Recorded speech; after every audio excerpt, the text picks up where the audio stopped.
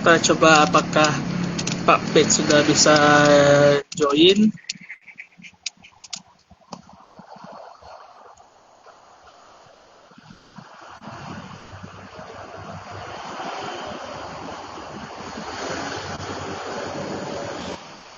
Halo, Assalamualaikum Pak Pit. Waalaikumsalam warahmatullahi wabarakatuh. Alhamdulillah. Ada kedengaran suara Pak Pit? Ada. Oke. Pak Pit posisi lagi di Riau, Pak Pit? Iya, lagi dari ya, baru masih di kantor. Oke, masih di kantor. Ini kamera Pak Pit emang nggak nampak Pak Pit? Tadi nampak sekarang nggak tahu lah. Atau mati kamera Pak Pit? Coba dia apa Pak Pit? Bener lah. Oke, baru nampak Pak Pit. Eh, Dia apa? Oke, alhamdulillah. Gimana kabar Pak Pit? Sehat, alhamdulillah baik. Alhamdulillah sehat. Oke, sahabat Rumah Baca dimanapun Anda berada, di hadapan teman-teman sahabat literasi sudah ada Pak Pit, Pak Fitrian di SPD MPD. Beliau merupakan ahli media suara di Balai Bahasa Provinsi Riau dan sekaligus ketua Taman Baca Bergerak ya Pak Pit ya. Sama rumah Taman baca Baca Tabik Kadang ya. Tabik Kadang Bergerak. Saya mewakili itu. Oke. Hari ini kita akan berbincang tentang bahasa ibu. Pak Pit, bahasa ibu tuh apa tuh Pak Pit? Banyak orang yang menyamakan bahasa ibu tuh sama aja dengan bahasa daerah. Baik, terima kasih Bang Hernan. Yang dimaksud dengan bahasa ibu yaitu bahasa pertama seorang anak, ya, yang didapatnya dari yang pada umumnya kan dari ibu, karena seorang anak kan besar berkembang dengan ibu, bukan dengan ayah, makanya disebut dengan bahasa ibu. Oke. Bahasa ibu itu berbeda dengan bahasa daerah. Bisa saja bahasa ibu itu kan bisa saja bahasa daerah itu adalah bahasa ibu seseorang, bisa juga bukan, karena bahasa Indonesia juga bisa menjadi bahasa ibu bagi seorang anak, tapi bisa jadi menjadi bahasa kedua. Tapi pada umumnya di Indonesia itu bahasa ibu itu adalah bahasa daerah. Seperti saya, bahasa ibu saya adalah bahasa Minangkabau. Anak-anak saya bahasa ibunya adalah bahasa Minangkabau. Dan pada umumnya orang Minangkabau atau orang yang di Sumbar, kecuali Mentawai, itu bahasa ibunya pada umumnya adalah bahasa Minangkabau. Walaupun kita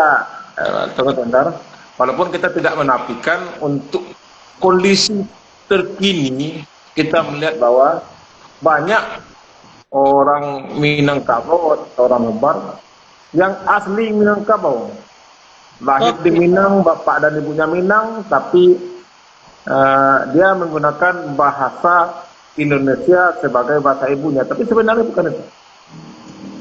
Lanjut. Oke. Pak Pit, kalau dibandingkan dengan dialek beda nggak Pak Pit? Bahasa ibu dengan dialek? Bukan. Kalau dialek itu kan adalah varian dari bahasa daerah itu. Jadi misal saya pengguna bahasa ibu saya adalah bahasa Minangkabau dialek Payakumbuh. Ada juga misal Bunda Sri adalah pengguna bahasa ibunya adalah bahasa daerah Minangkabau dialek Agam. Ada juga subdialek di bawah dialek itu. Tapi ini kita bukan berbicara tentang linguistik. Tapi kita kan bicara sosiolinguistik, karena bahasa ibu ini adalah ranahnya sosiolinguistik, bagaimana penggunaan bahasa di masyarakat. Kalau yang Bang Hernan bilang itu kan misalnya kita bicara dialek, tadi itu kan itu ranah koneksik linguistik. Jadi kalau saya sendiri mengaku pengguna bahasa daerah Minangkabau, atau pengguna bahasa ibu Minangkabau, dialeknya adalah dialek Payakumbuh. Oke. Walaupun nanti ada subdialeknya. Nah, jadi kalau subdialek Gaduy, subdialek Labuan Gunung, atau subdialek Batu Payung seperti saya dengan istri, itu subdialeknya kan berbeda. Atau sekarang disebut dengan isolek. Nah, itu satu dengan bukan memang subdialek. Kalau isolek itu berbeda. Kan. Jadi kalau saya misalnya mengatakan untuk menanyakan tempat kalau istri saya mengatakan mano, itu kan perbedaan dialek. Itu yang disebut dengan ibu. Jadi bahasa ibu itu bisa saja bahasa daerah, bisa saja bahasa Indonesia. Tapi pada umumnya itu bahasa ibu itu adalah bahasa daerah. Oke, Pak Pit. Bulan ini kan ada peringatan Bahasa Ibu Internasional. Nah, kalau menurut pandangan Pak Pit, apa sih peringatan itu? Kenapa ada peringatan Bahasa Ibu Internasional? Kemudian, kenapa diperingati? Apa pentingnya? Baik, terima kasih. Untuk diketahui oleh Bang Hernan atau dan kawan-kawan untuk mengingatkan kembali tentang peringatan bahasa ibu. Peringatan bahasa ibu itu aja itu sendiri itu besok ya. Itu jatuhnya pada tanggal 21 Februari yang diperingati setiap tahun. Kalau dibacakan sejarahnya, itu peringatan bahasa ibu ini kan ditetapkan oleh UNESCO. Kalau tidak salah tahun 1959, 52 kayaknya. Itu di Bangladesh. Jadi ada kisahnya. Malah ini kisahnya berdarah-darah. Kisahnya berdarah-darah ada di Bangladesh atau sekarang yang dulu masih masuk Pakistan. Ada suatu suku yang meminta bukan itu maksudnya gini, ada satu putusan entah Pakistan entah Bangladesh saya lupa, tapi mungkin Pakistan ya, yang menjadikan satu bahasa sebagai bahasa resmi negaranya. Kita buat contoh ini ya.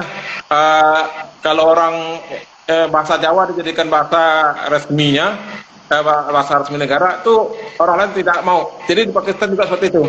Jadi mereka tidak mau satu bahasa daerah itu dijadikan sebagai bahasa resmi.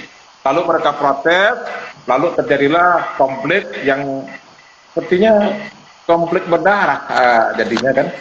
Jadi dari peristiwa itulah UNESCO menganggap pentingnya bahasa ibu, dan tanggal 21 Februari itu dijadikan peringatan Hari Bahasa Ibu untuk memperingati kejadian yang di Pakistan ini. Jadi ada sekelompok, bukan sekelompok ya, tapi orang-orang yang mau mati-matian untuk mempertahankan bahasa ibunya tetap hidup. Beda dengan kita Indonesia. Bangsa Indonesia alhamdulillah punya yang namanya bahasa Indonesia, sehingga tidak menjadikan salah satu bahasa daerah sebagai bahasa resminya. Kalau kita melihat bahasa Indonesia adalah dari bahasa Melayu, tapi itu bahasa Indonesia sekarang bukan bahasa Melayu. Jadi kalau ada orang mengatakan, oh bahasa kita, bahasa resmi kita, bahasa negara kita adalah bahasa Melayu, bukan. Sekarang yang menjadi bahasa Indonesia adalah bahasa Melayu plus. Jadi itulah kenapa diperingati Hari Bahasa Ibu Internasional setiap tanggal 21 Februari. Biasa kalau yang untuk sekarang biasa instansi pemerintah, terutama lembaga bahasa seperti Badan Bahasa dan ini ya, Balai Bahasa, itu secara seremonial melaksanakan peringatan Hari Bahasa Ibu Internasional atau HBII, Hari Bahasa Ibu Internasional. Jadi seperti di kantor saya biasanya diadakan kegiatan peringatan Hari Bahasa Ibu dengan mengundang ahli-ahli untuk membahas hal itu. Itu Bang Hanan. Kenapa diperingati Hari Bahasa Ibu internasional? Jadi ada satu peristiwa yang memantik kejadian sehingga orang jadi peduli dengan bahasa ibu. Oke, Pak Pit, dengan adanya peringatan bahasa ibu internasional, tujuannya diadakan itu apa, Pak Pit? Apakah serta-merta untuk melestarikan bahasa ibu jangan sampai punah, atau ada maksud tertentu, Pak Pit? Yang terpenting UNESCO membuat menentukan 21 Februari ini sebagai Hari Bahasa Ibu, ya tentu tujuan utamanya untuk meningkatkan kesadaran akan penting atau sangat pentingnya bahasa ibu. Itu yang utama, pentingnya kesadaran akan berbahasa ibu bagi seluruh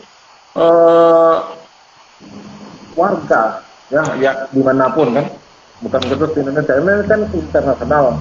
Tentu yang lain untuk ya adanya promosi pelestarian bahasa ibu, karena memang bahasa ibu ini memang perlu dilestarikan, dan ya dengan kegiatan ini bisa meningkatkan penggunaan bahasa ibu. Walaupun maaf, saya melihat peringatan bahasa ibu untuk lembaga pemerintah itu lebih banyak kepada seremonial. Oke. Lebih banyak ke seremonial, belum langsung ke intinya, bahwa mereka peduli dengan bahasa ibu, tapi langkah konkretnya saya melihat belum sepenuhnya maksimal, karena masih banyak acara seremonial. Itu Bang Herman. Oke, Pak Pit, dengan perkembangan teknologi kan sekarang itu bahasa ibu tuh sekarang udah banyak, boleh dikatakan berkurang penggunanya di tengah-tengah masyarakat. Boleh dijelaskan nggak, Pak Pit, apa sih alasannya kenapa harus dipertahankan bahasa ibu supaya nggak punah? Ya, saya memang ini suatu kondisi yang sangat memprihatinkan, sangat memprihatinkan. Karena saya melihat ini bukan hanya di orang lain, di keluarga saya sendiri juga seperti itu, bahwa orang masih tidak lagi bangga menggunakan bahasa ibu, malah merasa malu menggunakan bahasa ibu. Dalam tanda kutip, kita masih membaca yang disebut dengan bahasa ibu itu adalah bahasa daerah, ya. Terkhusus di Sumbar adalah bahasa Minangkabau. Jadi hal-hal seperti itulah yang membuat kita, kalau saya menyebut saya kan, kalau saya hanya menyebut saya, mengatakan bahasa ibu masih dipertahankan, kalau saya sendiri menganggap masih. Tapi kalau saya bicara saya, tentu akhirnya bahasa ibu akan punah, karena kalau saya sendiri yang berusaha mempertahankan bahasa ibu, tentu dia tetap akan punah. Karena ada suatu pepatah yang saya dengar, itu pepatah dari Aceh, ya.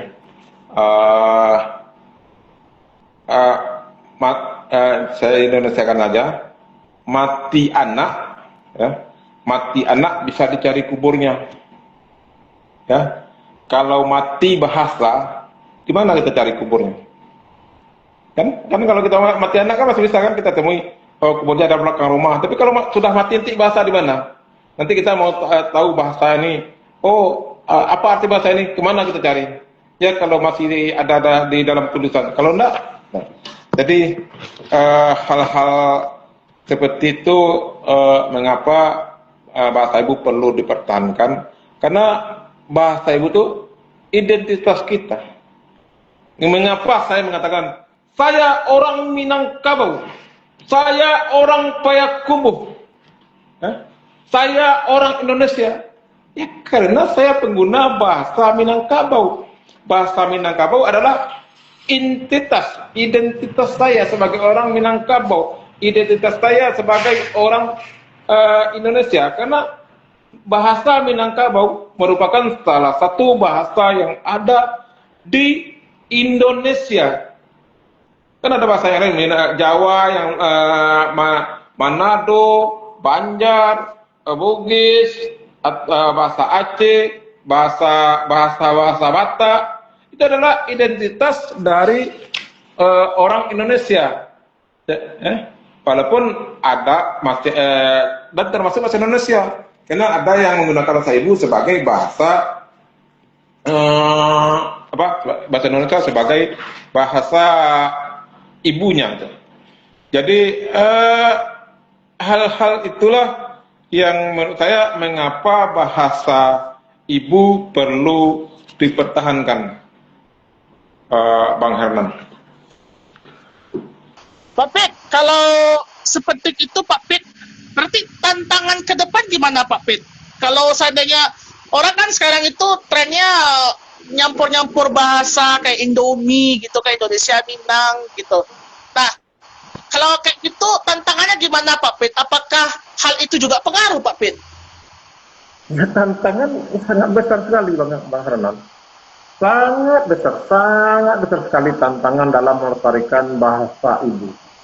Yang saya bisa berikan dengan alasan yang paling penting itu masih kurang kesadaran akan pentingnya bahasa ibu bagi kalangan ibu keluarga muda. Kalau kita lihat kan, saya melihat ya, ini di lingkungan saya atau Bang Herman bisa lihat ya, kalau anaknya lahir ya, dari kecil sampai umur berapa, dia bicara dengan anaknya bahasa apa? Bahasa Indonesia kan? Padahal Bang Herman ya, itu anak waktu lahir dia sudah punya kosakata 800 sampai 1000 kosakata dari yang didengarnya waktu dia di dalam kandungan. Begitu dia dilahirkan, lalu diajak komunikasi, diajak oleh ibunya dengan bahasa Indonesia. Padahal bahasa Indonesia ini itu jarang digunakan waktu ibu dan bapaknya berbicara dalam komunikasi sehari-hari. Begitu dia lahir, lalu besar, komunikasi bahasa Indonesia, ini bisa menimbulkan yang saya sebut dengan gegar bahasa. Ada yang namanya gegar otak. Gegar otak kenapa? Terbenturnya kepala dengan misal terbentur kepala dengan benda keras. Jadi gegar bahasa ini istilah dari saya waktu saya membuat suatu tulisan tentang keprihatinan saya tentang bahasa daerah atau bahasa ibu ini. Saya menyebut gegar bahasa. Dia sudah punya 1000 kosakata, tapi itu tidak digunakan, tidak dipakai oleh orang tuanya setelah dia lahir. Padahal kalau kosakata Anda itu berkembang dengan komunikasi antara dia dan orang tuanya, tapi tidak berkembang, malah jadi berkurang. Sedangkan untuk dia menambah kosakata bahasa Indonesia yang akhirnya dijadikan bahasa pertama oleh orang tuanya, itu malah sulit, karena dia kan untuk awal itu dia bukan komunikasi masih dengan orang tua, bukan dengan orang lain kan. Nah, tapi alhamdulillah sih dengan adanya sekarang kemajuan teknologi, ya dia bisa menambah kosakata dengan menonton YouTube yang lain dari waktu anak-anak kan. Lalu digital ini di samping berpengaruh positif, ya negatifnya itu di dalam bagaimana dia bisa menambah kosakata di dalam dia misal nonton YouTube atau apapun, karena memang di dalam teknologi digital ya, dalam teknologi digital memang masih jarang masih jarang penggunaan bahasa ibu. Yang ada mungkin konten-konten yang saya lihat sekarang makin bagus ya, konten-konten yang menggunakan bahasa Minang. Ini kan banyak kan konten-konten bahasa Minang, kita tidak kami misalnya kalau kita menyebut Daboy, pernah dengar ini Daboy, Bang Hernan, konten Daboy, Kayaknya belum Pak Pit. Daboy, Maipin, itu kan konten-konten yang menggunakan bahasa Minang, kan itu bisa menambah kosakata dia, kan. Lalu yang tantangan yang lain, ya tentu ya penggunaan bahasa Indonesia dan bahasa Inggris yang semakin masif. Walaupun kita tidak bisa menyebut pengguna bahasa Inggris itu adalah orang hebat, karena masih banyak kan. Sama dengan pengguna bahasa Indonesia, masih kita menyebutnya itu kan apa? Indomie. Oh Indomie ya. Indonesia Minang. Tolong kerapkan ini satu. Atau orang bahasa Indonesia takare ular. Tolong kalian di coachnya, ayo. Itu juga dengan bahasa Inggris kan belum ini juga sih gitu kan.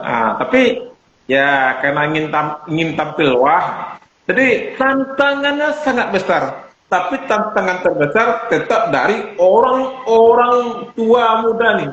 Yang saya menyebutnya ya, kalau tadi ada geger bahasa, saya menyebut pembunuh bahasa ibu adalah orang tua muda yang mengajarkan bahasa Indonesia kepada anak-anaknya. Padahal kalau kita ini juga Bang Hanan, ini sebelum kita lanjut pertanyaan yang lain, padahal ya saya dengan menggunakan bahasa ibu bukan bahasa Indonesia dari pertama itu tidak akan menentukan inteligensi atau kepintaran atau yang lainnya kepada anaknya. Kenapa? Kita ambil contoh. Misal Hatta, Muhammad Yamin, Agus Salim, itu kan dulu pengguna bahasa ibu itu awalnya. Tapi setelah dia belajar, dia bisa menggunakan banyak bahasa. Agus Salim, Hamka, berapa bahasa yang gunakannya kan banyak kan itu dasarnya dari bahasa ibu. Jadi saya melihat bahwa kecerdasan seseorang itu bisa saja dipengaruhi oleh penggunaan bahasa ibunya atau lebih tepat sebenarnya ibunya.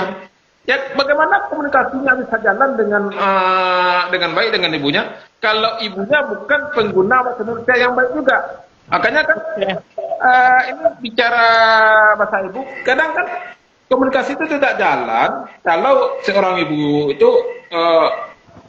berbicara dengan anak bukan dengan bahasa yang biasa dia gunakan.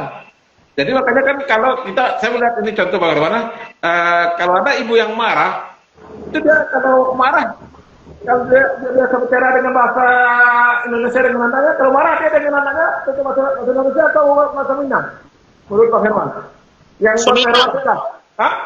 Ya, so bahasa Minang kalau berang. Biasa bahasa Minang itu kan salah satu contoh bahwa dia pada dasarnya di alam bawah sadarnya masih dia ingin menggunakan bahasa daerah atau bahasa ibunya bahasa daerah itu yang tapi ya karena alasan lain karena kan kalau pakai bahasa Indonesia kan nampak gengsinya.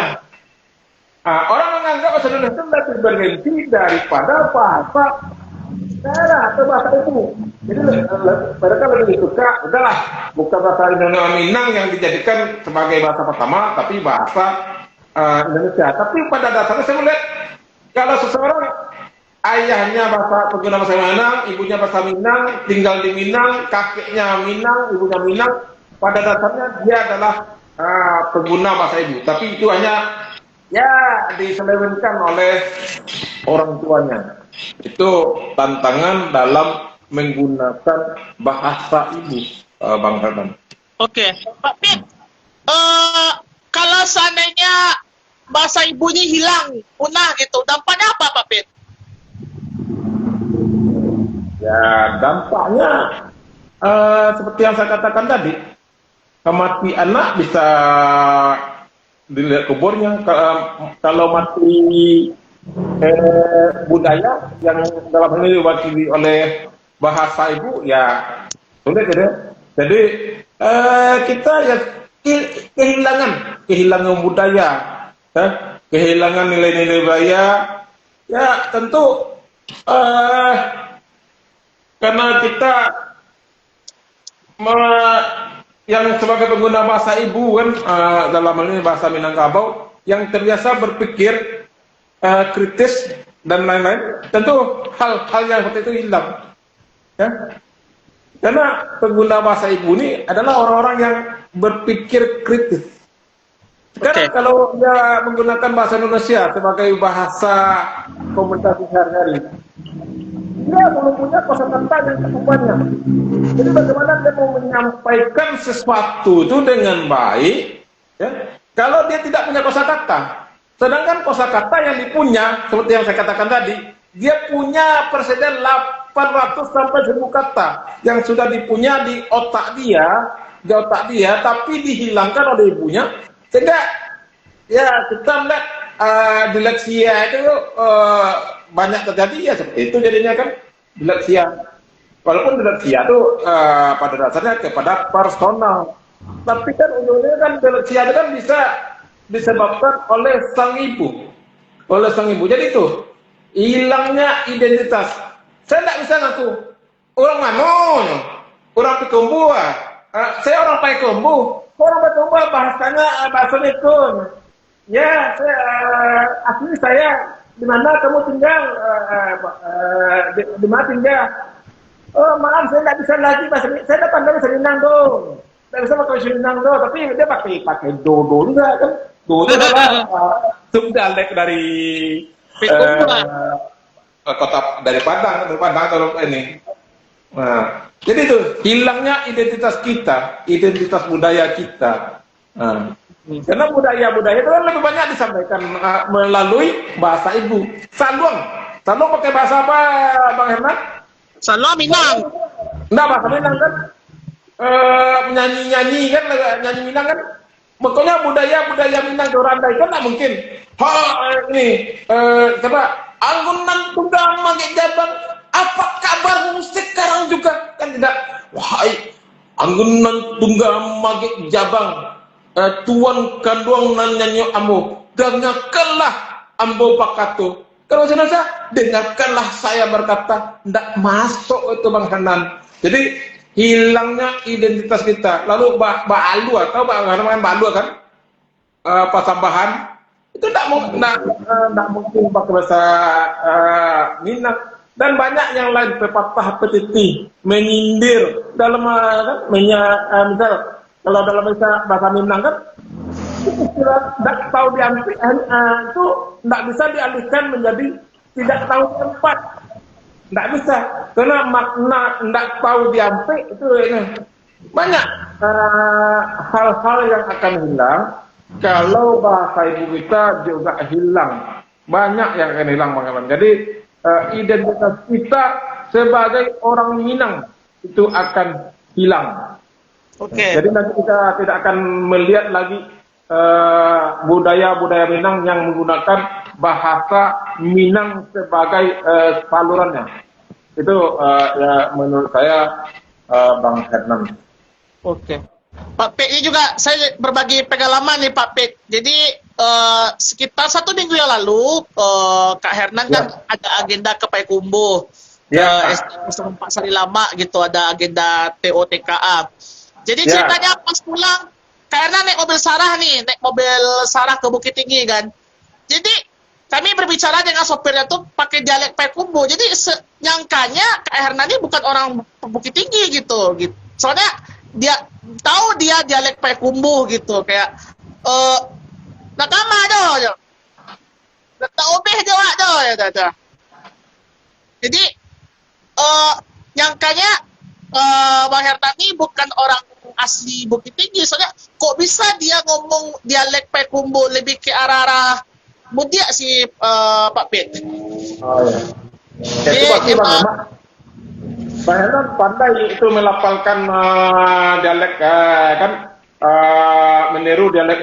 Kalau saya sih kadang bisa juga, tapi kan untuk perbincangan yang agak lanjut, yang lebih panjang, itu nanti akan nampak dialek Bang Hernan itu akan nampak, yang Bukit Tinggi itu akan nampak saya ini. Tapi kalau yang untuk biasa aja, bisa bertanya biasa itu orang akan tidak tahu. Tapi kalau dalam perbincangan yang lebih lanjut itu orang akan tahu, oh ini dari asli Padang, ini Payakumbuh, ini. Tapi kalau yang biasa Barabang, tapi bisa kita ini kan kita pandai-pandaikan lah kan. Nah.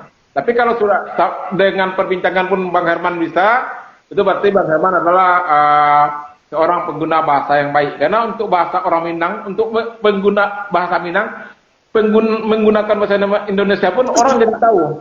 Tapi ada orang Minang yang misalnya dia pengguna bahasa Minang, berbahasa Indonesia dengan baik, dengan lafal nasional, itu juga orang bagus. Kalau saya tidak bagus. Jadi kalau saya menggunakan bahasa Indonesia, orang akan tahu saya orang Minang. Kalau orang bahkan kalau yang lebih tahu, saya adalah orang Minang asal Payakumbuh. Itu Bang Hernan. Nah, berarti Bang Hernan termasuk yang bagus, pengguna bahasa yang baik. Jadi bisa pura-pura bahasa Minang dialek Payakumbuh atau pura-pura pengguna dialek bahasa yang lain gitu, Pak. Itu Bang Hernan. Oke. Pak Pit, sekarang kita masuk ke peran nih Pak Pit. Peran orang tua dan komunitas literasi dalam melestarikan dan mempromosikan bahasa ibu. Dimulai dari peran orang tua dulu. Ya, peran orang tua tentu dia harus sadar bahwa bahasa ibu itu penting. Bahasa ibu itu penting. Ini itu tentu kita dari komunitas literasi harus memiliki kesadaran itu, mengajak mereka untuk menggunakan bahasa ibu. Jadi itu yang dari segi orang tua. Lalu pentingnya dengan menganggap penting dia mengajarkan bahasa ibunya, atau bukan mengajarkan, bahasa itu bukan diajarkan tapi dialih karena jadi dia berbahasa ibu dengan anak-anaknya. Nah, ini saya memberi contoh ya Pak Hermana. Ini Pak Rahmat entah menonton tanda ya. Pak Rahmat nih, kita jumpa Pak Rahmat dulu boleh ya? Pak Rahmat, ini kalau dia mau nonton, alhamdulillah lah. Itu dia dulu pernah, ini kan, mereka dulu satu kantor dengan dia di Balai Bahasa Aceh. Dia pertama-tama menggunakan bahasa Indonesia dengan anaknya. Karena saya berkawan dengan dia, saya sampaikan, kok Pak Rahmat menggunakan bahasa Indonesia dengan anaknya. Kan nanti dia bisa. Kalau dengan bahasa Aceh nanti kalau dia keluar nanti dia tidak bisa bahasa Aceh gimana? Terus saya sampaikan, kenapa tidak pakai bahasa Aceh? Ya, karena saya berkawan dengan dia, lalu dia dengarkan saya, ya akhirnya dia ajak menggunakan bahasa Aceh dengan anak-anaknya. Jadi sebelum terlanjur sesat, ini istilah tanda kutip ya, beliau mau sadar ya. Jadi saya mengharapkan orang tua yang lain seperti ini. Jadi di sini peran orang tua menganggap penting bahasa ibu.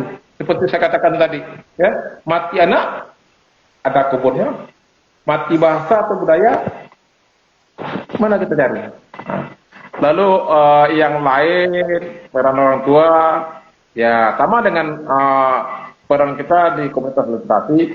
Kita promosikan penggunaan bahasa ibu dalam keluarga dan masyarakat. Seperti yang saya lakukan.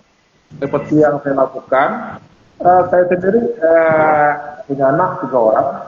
Saya pernah merantau ke Aceh. Saya sekarang di Pekanbaru. Beberapa tahun di Aceh. Saya dengan anak tetap menggunakan bahasa ibu, yaitu bahasa Minang. Makanya orang heran. Kok tidak menggunakan bahasa Aceh atau bahasa Indonesia kepada anak? Bagaimana nanti dia bicara? Alhamdulillah anak saya tidak sulit untuk bicara dengan orang Aceh, karena orang Aceh kan dia sama dengan kita kan belajar juga bahasa Indonesia. Apalagi dengan zaman teknologi sekarang, bahasa Indonesia sudah jadi anak itu beriringan. Dia sebenarnya pengguna bahasa ibu, tapi dia bisa belajar bahasa Indonesia dari teknologi. Jadi alhamdulillah anak saya tidak kesulitan. Dan anak saya juga tahu, oh ini pengguna bahasa ibu, ini pengguna bahasa Indonesia. Jadi dia kalau tahu ini orang Minang, dia tidak akan mau bicara bahasa Indonesia. Tapi kalau dia tahu ini bukan pengguna bahasa Minang, dia bicaranya menggunakan bahasa Minang.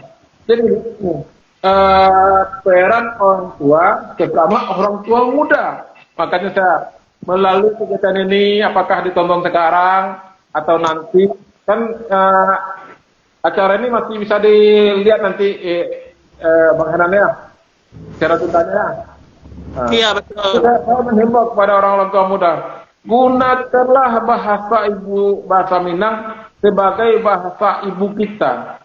Bahasa itu adalah bahasa Minang, bukan bahasa Indonesia. Bahasa Indonesia itu adalah bahasa kedua kita, bukan bahasa pertama. Jadi bahasa pertama anak kita yang dipunya oleh anak kita di dalam otaknya sebagai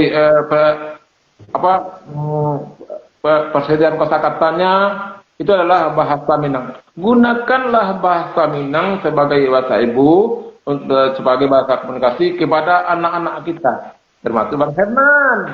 Bang Herman kan calon bapak nanti ini, walaupun saya tidak tahu orang mana, orang Paya Tobo, orang Paya Bukit Tinggi, ya gunakan bahasa ibu kita untuk komunikasi anak kita. Mari kita lestarikan bahasa ibu. Kan ada itu namanya orang pandai bahasa mengatakan Sri Gatra bangun bahasa. Utamakan bahasa Indonesia, lestarikan bahasa daerah, kuasai bahasa asing. Jadi kalau saya tiga-tiga itu menunjukkan kita adalah orang yang pintar, orang yang punya intelektual yang tinggi. Nah, kita melihat contoh kepada para pendahulu kita yang mewakili Indonesia ke level internasional. Bang Herman. Yes, sip.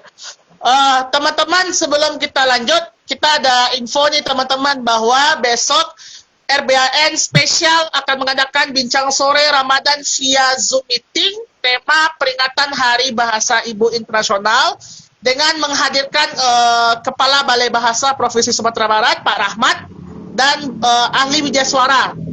Jadi dari Balai Bahasa Provinsi Sumatera Barat. Jadi teman-teman, silakan cek Instagram Bapak Baca Anak Nagari, di situ ada link pendaftaran. Silakan teman-teman daftarkan dan kita ketemu besok di Zoom jam 1 siang.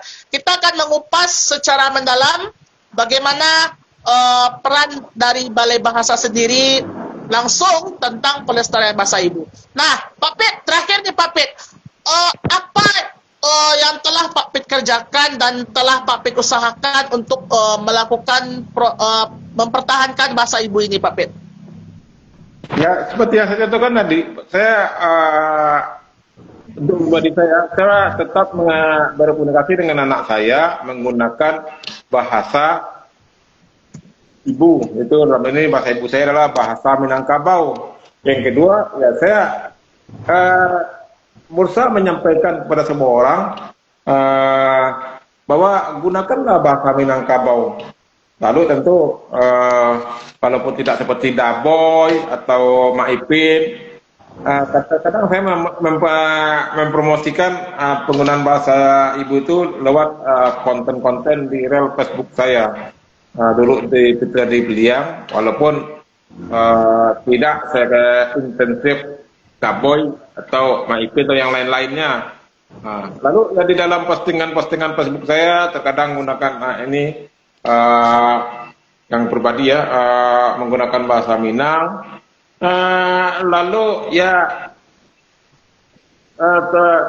kadang ini di dalam medsos saya cerita-cerita rakyat berbahasa Minang itu saya posting-posting yang saya ambil dari orang yang saya kutip dari penulis-penulis yang ada. Itu yang saya lakukan. Tentu di dalam ini di kegiatan di rumah baca saya juga mengajak anak-anak yang menjadi pengunjung rumah baca saya di 50 kota untuk selalu menggunakan bahasa ibu. Yang jelas saya tidak pernah menggunakan bahasa Indonesia dengan orang Minangkabau. Walaupun saya tahu kadang dia diajarkan oleh orang tuanya itu berbahasa Indonesia. Tapi saya tahu dia punya kosakata bahasa Minangkabau. Makanya setiap saya bicara dengan orang Minang, walaupun dia diajarkan oleh ibunya berbahasa Indonesia, dia bisa nyambung. Dia bisa menjawab apa yang saya tanyakan. Tapi dia masih punya kata-kata di otaknya yang tidak digunakan, yang tidak keluar oleh orang tuanya. Itu yang sudah saya lakukan. Jadi memang tidak terlalu banyak, apalah karena ya, keterbatasan saya, dana dan lain-lain. Tapi saya tetap berusaha untuk mempromosikan bahasa ibu. Ini bahkan ini Bang Herman kan, ini sobat juga kan. Saya kan punya rumah baca, itu rumah baca Tabib Gadang Bergerak. Ini kan kita ada bantuan apa nih? Saya dengar ada bantuan fasilitasi kemajuan kebudayaan yang dari BPK tuh. Dari Saya mencoba membuat proposal yaitu kegiatan pelatihan dan pertunjukan drama berbahasa Minang, tapi bukan Randa ya, drama berbahasa Minangkabau. Jadi kalau digolkan oleh PPK wilayah 3 nanti, ini lagi proses nih Bang Herman, mungkin RBN juga bisa ajukan. Ini salah satu upaya saya juga. Jadi mengajukan proposal yang berhubungan dengan kegiatan menggunakan bahasa Minangkabau atau bahasa ibu. Itu Bang Herman. Oke. Oh iya, lupa notice kita teman-teman yang ada di wilayah Sumatera Barat. Kita ada sekarang program dari BPK wilayah 3 seperti yang Pak Pit bilang tadi, ada fasilitasi pemajuan kebudayaan. Jadi ini bisa menjadi salah satu alternatif bagi teman-teman semua untuk menggalakkan pelestarian bahasa ibu agar tidak punah. Nah, silakan teman-teman lihat juknis dan panduannya. Teman-teman bisa melakukan ini sendiri atau teman-teman bisa melakukan secara berkelompok. Dengan anggaran sudah tertulis ya, kalau individu itu akan difasilitasi oleh Kementerian Kebudayaan, oleh BPK itu 20 juta. Kalau atas nama komunitas itu 50 juta. Nah, teman-teman, bagi yang berminat, silahkan dari sekarang nih buat proposalnya, dan nanti silahkan teman-teman antarkan file proposalnya langsung ya, tidak secara online, diantar langsung cap pos ke kantor BPK wilayah 3. Itu kantornya yang ada di Jalan Sultan Ala Bagagarsyah, Batu Sangkar. Nah, teman-teman semua yang ingin menggalakkan bahasa ibu ini, teman-teman bisa coba nih kegiatan fasilitasi pemajuan kebudayaan yang diadakan oleh BPK wilayah 3 Sumatera Barat. Nah, lumayan loh teman-teman. Selain teman-teman dapat pendanaan, teman-teman bisa juga menggalakkan festival bahasa ibu. Terima kasih Pak Pit. Semoga kita menyadari semua bahwa bahasa ibu ini sangat penting. Dan saya mengutip kata-kata terakhir, kalau bukan kita siapa lagi? Kalau bahasa ibu hilang, kemana kita mau cari lagi? Ya. Oke. Terima kasih Pak Pit. Semoga ilmunya bermanfaat. Jangan lupa teman-teman, besok jam 1 peringatan Hari Ibu Internasional Spesial. Terima kasih teman-teman. Saya Hana Pertama pamit undur diri. Assalamualaikum warahmatullahi wabarakatuh dan salam literasi. Waalaikumsalam warahmatullahi wabarakatuh. Salam literasi. Salam literasi. Terima kasih Pak Pit. Terima kasih.